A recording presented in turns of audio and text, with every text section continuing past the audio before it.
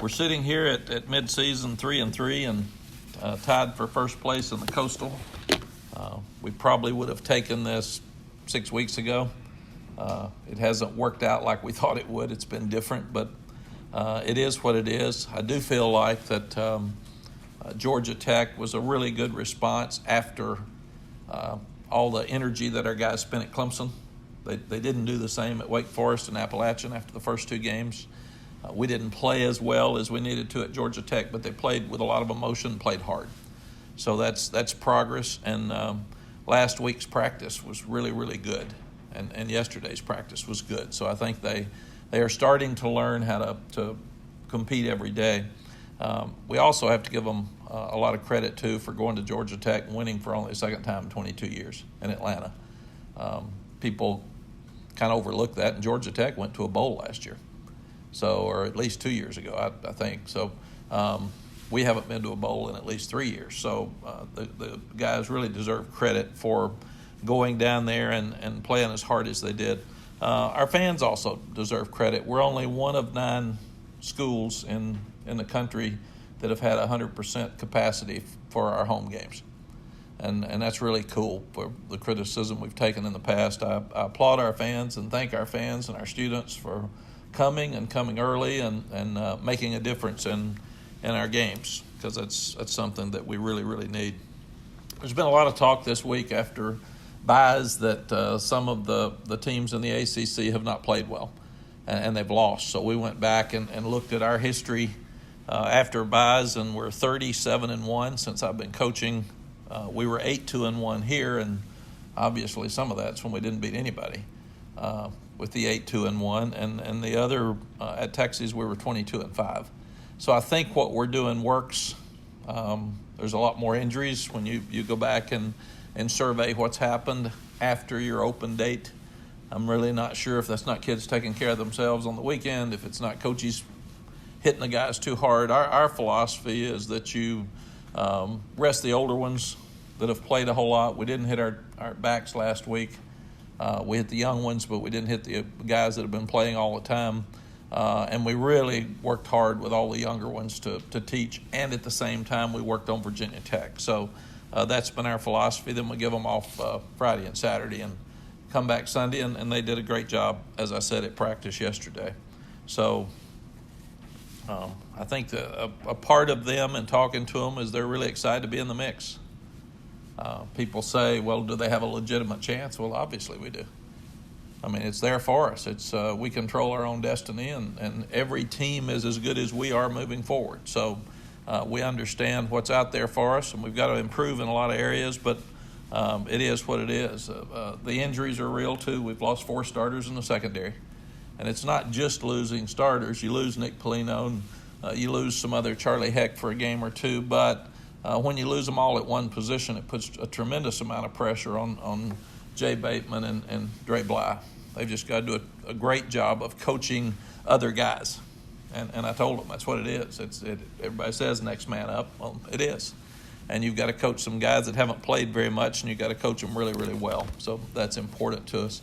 Going to Lane Stadium, which is very difficult to play, but a fun place to play. We haven't done very well since they joined the ACC. We're 2-5 up there, so it'll be a great challenge for us to go on the road. And they're 4-2. They come off of a great win over Miami and then beat Rhode Island this weekend, so they'll be all excited. Justin Fuentes, a good friend of mine. I did a number of his games when he was at Memphis, and then did some games at Georgia or at Virginia Tech as well. So he's a guy I've known for a long time. I admire, I respect. So it'll be fun to see him, and I'm proud of the job he's doing. Since they've changed quarterbacks to Hendon Hooker, who's from Dudley, they've really done well. He's a big, tall guy that's a powerful runner, but he's throwing the ball well, and their receivers are as good as anybody in the country. So it's not a good match for us with the defensive backs that we've lost. And when you look at Virginia Tech for 100 years, you talk about Bud Foster and his defense, because he does as good a job as anybody of changing it up and moving people and mixing it up and giving you different looks. So our offensive line will have to block guys that are moving a lot this weekend. We'll have to pick up a lot of blitzes. and Sam will have to do a good job controlling all that. And because of Frank Beamer and Beamer ball forever, you also know the kicking game's important when you go to Blacksburg. So guys are excited about it. We'll have a good week's practice and get ready to go and see where we are. Questions? How much stock do you put into opponents you played, what their results they accumulate during the course of the season, especially this weekend, a couple of teams that you beat heavily big winners? Yeah, you look at South Carolina beating Georgia, and that has to give our guys confidence. You look at Clemson just dominating Florida State, and once again, it has to give our guys confidence. And one thing we asked them to do, their assignments on Thursday night, Friday, and Saturday were to watch NC State against Syracuse and go through a game plan in your mind and try to pit us against them. Watch Virginia against Miami. Watch Georgia Tech against Duke because you've played Georgia Tech.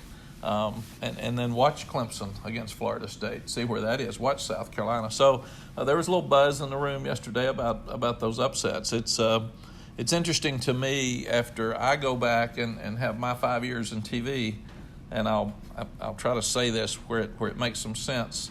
I've always thought Goff was so different because there's a different winner every Sunday, and sometimes we've never heard of the guy. It's just out of nowhere. College football, other than Goff, to me, has the biggest change in a team's personality from week to week on a Saturday. You can see a team one week and they look absolutely great. You can see them the next week and they're awful. And it's the same people. And it's really hard to understand. But I think there's, other than maybe Goff, there's the biggest differential in teams in college football week to week. And I've learned that one game doesn't lead to another. So about the time you think somebody's there, they stink. They absolutely stink. And I know you all have to pick them every time. I used to pick them. I'd say, this is going to happen, man. And they were awful. Oh, and I was talking to the coach the night before, and he said, man, we've had a great week's practice, and we're ready to go. This game plan's great. I even text Stacy Searles. It was I picked Notre Dame to beat Miami when Miami won 10, and they killed Notre Dame. And the reason I picked Notre Dame to win was because the Notre Dame running game was so much better than the Miami running game that it was going to be a blowout. Well, at 2 o'clock in the morning, I get a text from Stacy Searles. I guess you really know what you're talking about because they dominated the running game at Miami and Notre Dame didn't make any yards. And so you just can't tell. And I think it's the reason people love college football so much. Because when you show up, you've got no clue what's going to happen. These are kids. And it's just crazy. And you sit there and watch it all weekend, it's just crazy. And you can't figure out why. So I'm curious, what do you think about what kind of critics were saying after you all lost to Clemson by 1 point, that there was something off with Clemson?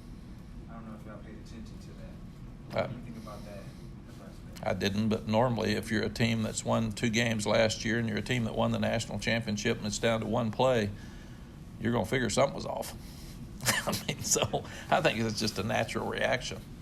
I'm hoping that we're getting better. So either way, we got Clemson's attention because they played really well Saturday. Who do you turn to in the secondary now, and guys you're looking at provide depth there with 2 of your starting corners out?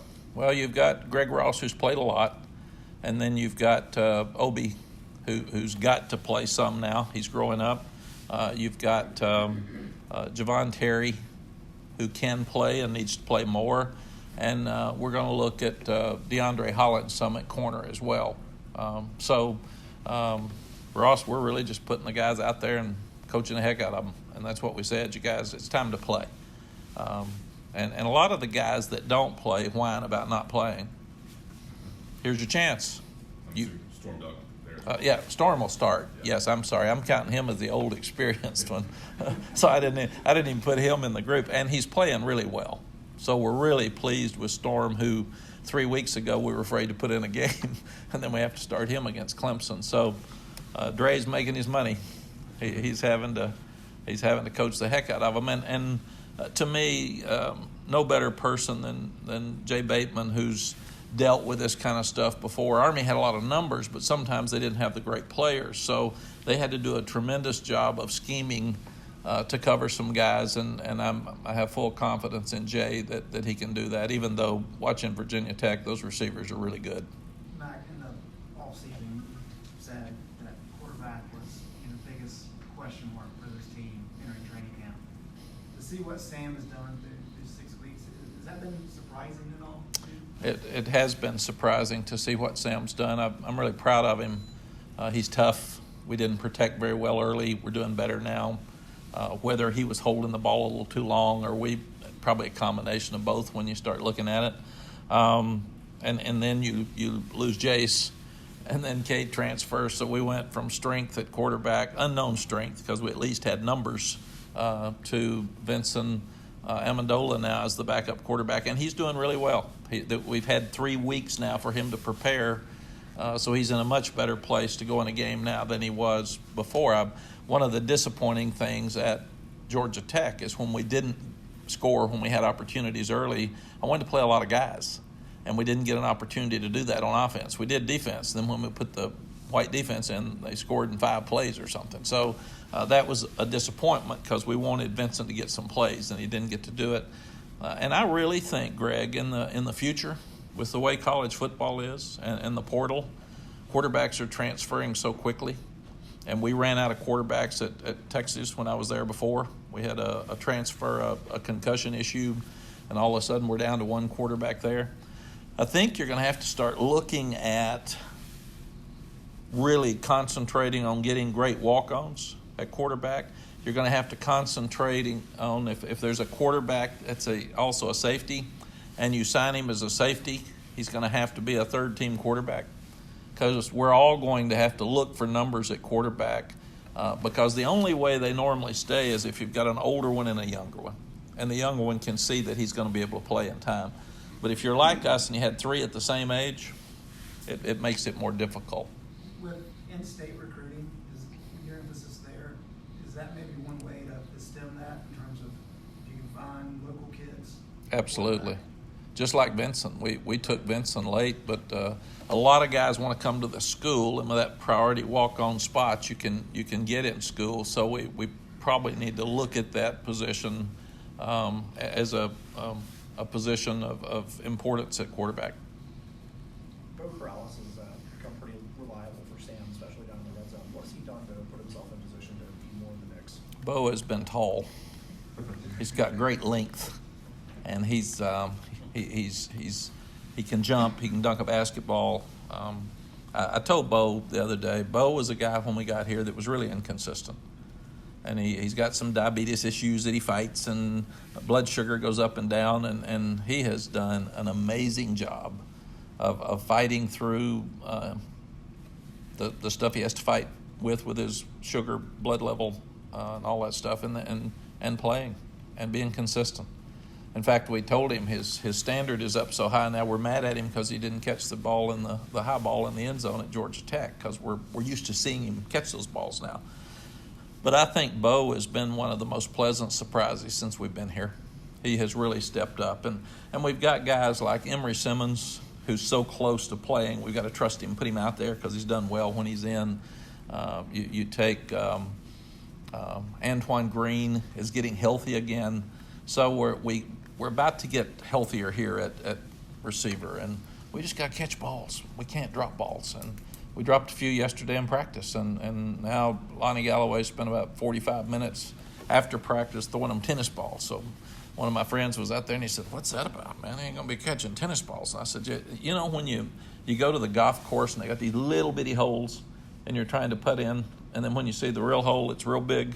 I haven't seen that big hole yet on my golf, but same thing with football. Football's huge. If you can catch a tennis ball and have to focus on it, you ought to be able to catch a football. Is it just purely focus on the drops that you've seen? I think so. They can catch. They're talented. So I think it's I tried to help them the other day in Atlanta and said, it's the sun. Man, the sun's in their eyes. Well, there wasn't any sun. It's shady. So. You mentioned Emory Simmons. What's your philosophy on the 4 games that freshmen can play? Do you have a certain, have you played some? You do that at the end of the season? You save them? What's kind of going on? Yeah, Ross, you know, it's new. I mean, the rule was put into place, in my opinion, because we talked a lot about it at the AFCA, the American Football Coaches Association. The rule was put in place, by and large, at the end of the year when you had injuries, to allow freshmen to play and not cost their redshirt year on kick teams and if you had a blowout. It also was put into place so if, like offensive linemen, at the end of the year, you're blowing somebody out, instead of them not even getting in a game, put them in a game for 10 plays and let them experience that. And I think that was a great rule.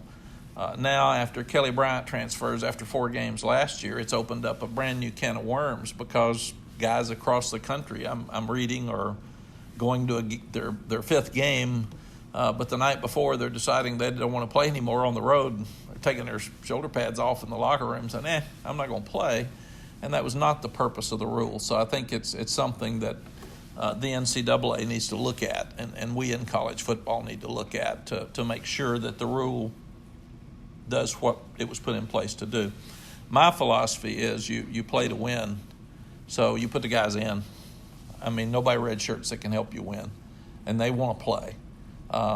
If not, if a guy gets hurt, obviously Tristan Miller got hurt, so that doesn't affect him.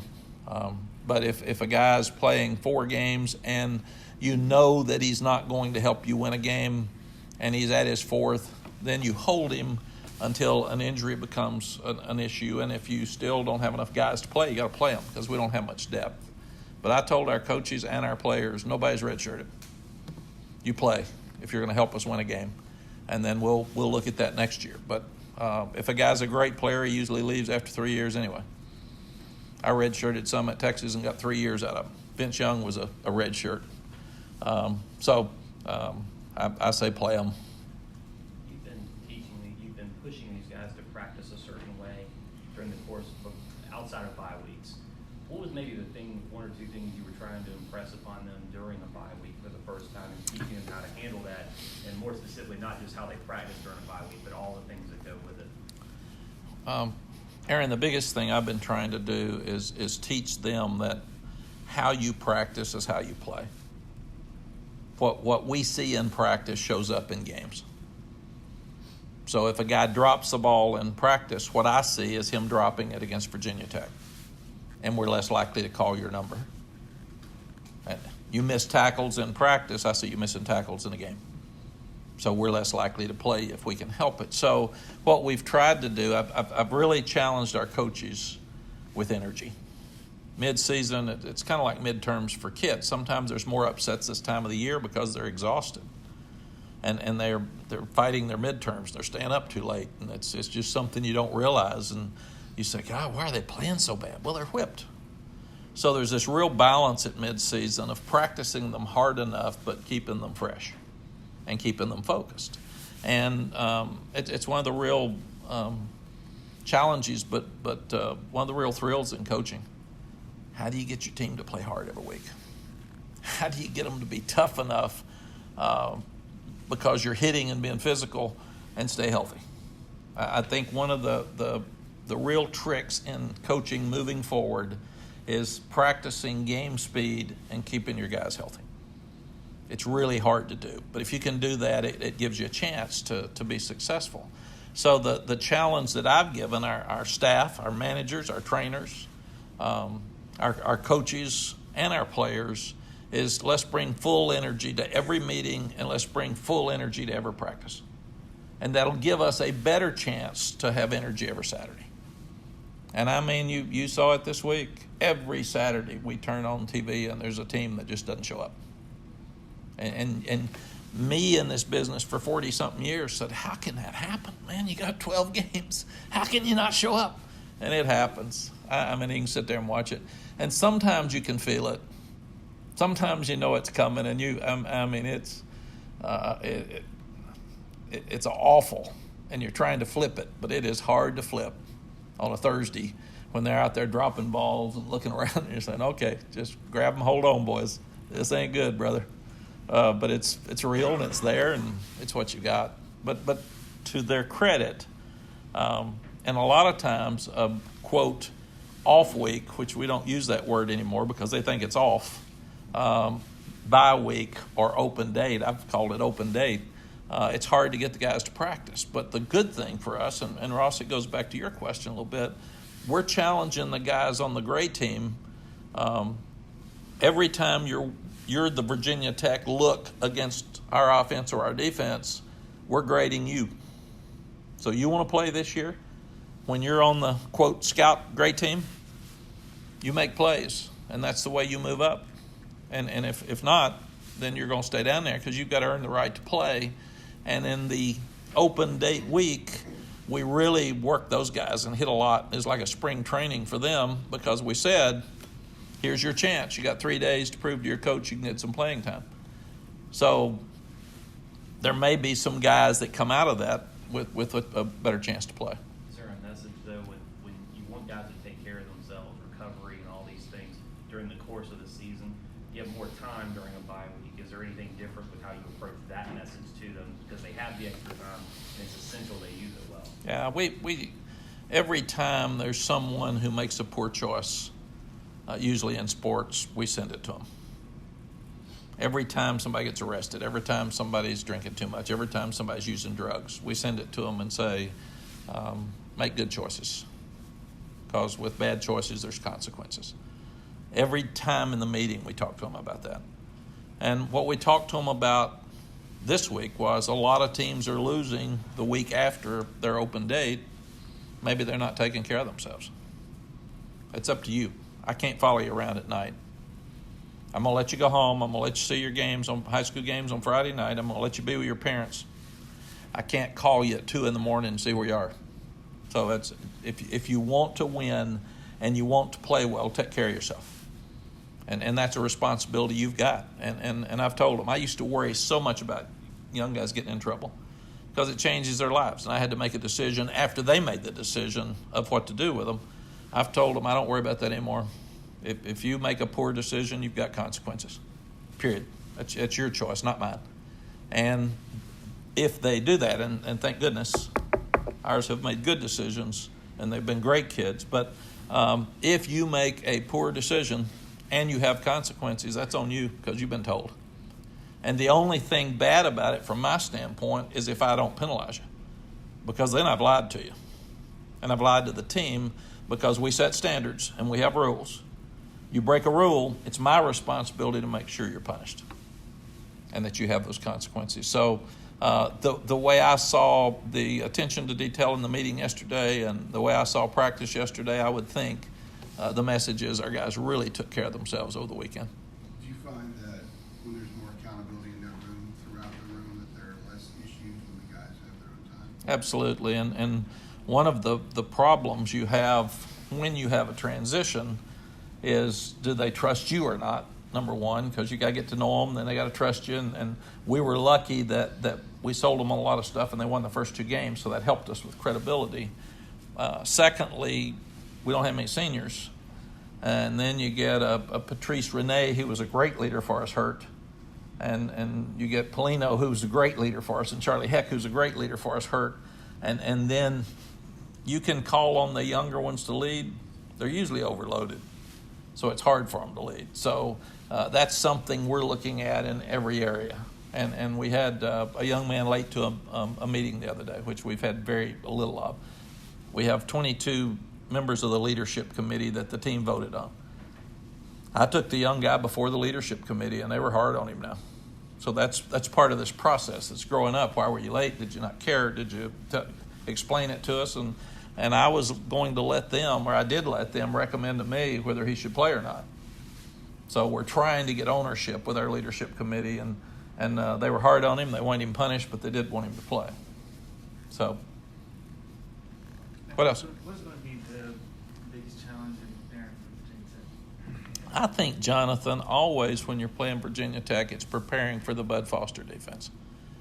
They come from everywhere. And we're still inexperienced in the offensive line. The offensive line's getting a lot better. I think they've probably improved the most on our team, them and linebackers, because those were big question marks coming into the year. But Bud brings them from everywhere. And he puts 8, 9 in the box, so he makes it very, very difficult to run the ball, and then he blitzes you. So you have to hit some throws if you're going to win there. And now, since you've got Hooker at quarterback, he can run and throw. So he really changes their dynamic of what they're doing offensively, and it's more what Justin likes. So I think that's been a huge difference for them since Miami. Do you consider Virginia Tech? Virginia Tech wasn't the ACC when you were here last, and they've had some pretty battles with USC in the last 7-8 years. Do you consider them like a rival against a game that's important for recruiting, that kind of stuff, because of how close they are and y'all recruit the same states? You know, Ross, everybody has that theory, ABC, anybody but Carolina. And when we're good and we're doing well in recruiting right now, everybody hates us. So everybody's a rival. The Georgia Tech win was huge for us because we're recruiting really well in Atlanta. And that was important. We're going to recruit the state of Virginia. We're going to recruit Virginia Beach.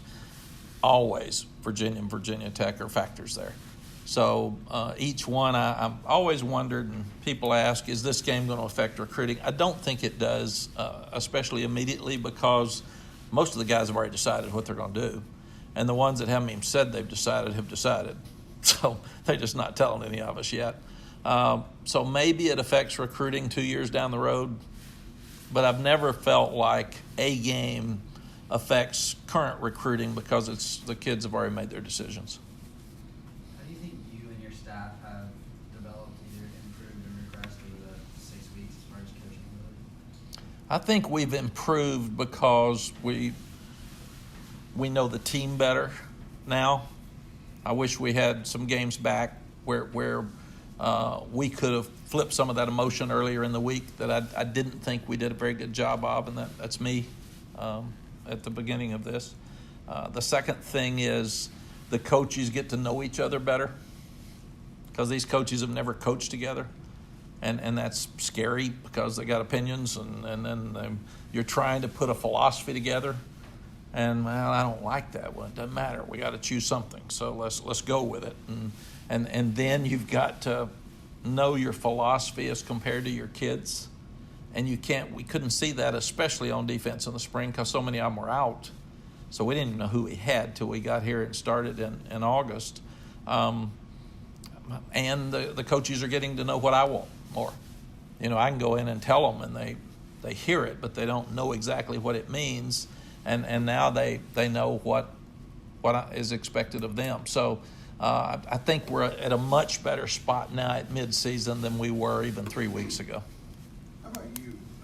Aside from the fact that you inherited the situation, are you any different at all than you were your last couple of weeks in Texas, years in Texas, as far as how you grind through the season? Yeah, I think I'm a lot different. I'm having more fun. I'm a lot more relaxed. I'm a lot more direct. Maybe when you get old, you can say what you want. And there's people used to say I had coach speak. I don't have any coach speak anymore. I didn't think I did before, but you were always careful because when I got the ESPN, they said, you're always so careful what you say. And I said, yeah, you're talking to legal counsel. You're talking to your AD. You're talking to your regents. You're talking to your trustees. You're talking to mama. You're talking to dad. You're talking to grandma. You're talking to the high school coach and the preacher. So everything you say is toward recruiting. And I've got, I just tell you what I think. So I don't care anymore. Do you find that you get maybe different response from people because of it? I do. It's been a lot better. I've told our coaches I'm really hard on the coaches, and then I move on. I don't stay mad. But if a coach is messing something up, I want fixed, and I want fixed immediately. I'm not going to say it publicly.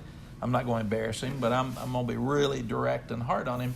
And I get all their opinions, but sometime I think at Texas at the end I was swayed too much, and if I didn't really believe something, and a bunch of them did, I've been doing this longer than they have. I know more than they do. So I'm going to do what I think's right after I get their opinions. And they know that. Is there anything from watching games this weekend that you brought up with your coaches and something interesting you might want to think about here? I just love watching the games and seeing them. I just flip. I flip back and forth, so I miss some stuff. But and I go back to my old ESPN hat. How would I rank them now? And who's the surprise? And I think the biggest surprise is LSU with what they've done offensively. The young guy they hired from the Saints, and they're moving the ball, so they're in the mix. They're a factor for sure. But I think that that's probably the biggest surprise that I would see. And you've still got Clemson. It's amazing. And looking at Dabo at Texas, we were winning a lot like he was. And when you get there, fans and media aren't fair. I mean, the expectation for Clemson is that they blow everybody out. You go back to a couple of years ago, they barely beat Syracuse. They barely beat Pittsburgh. They win a national championship, and we think, God, they hung in there and is a comeback. Now we're saying they stink. They don't stink. They got the best players in the country and still probably the best team in the country. So the fact that we played them good, everybody's mad at them instead of being excited for us. It's weird how people look at it. But the key is to win. And you're not going to blow everybody out every week. But the expectations on Trevor Lawrence, all those people criticizing him would darn sure take him. I can tell you that. And if he went out right now, he'd be a number 1 draft pick. So we can say what we want. Old boy's really good. I stood out there and watched him in pregame at 6'6" and 230 or whatever he is, and runs 4.4 or 4.5 and never lost a game in his life, and we're criticizing him. Oh, my gosh. What else? Anything else? Yeah, I used to dread talking to you guys, and now I kind of like it, so that's better. Y'all have a great week. I'll see you Wednesday.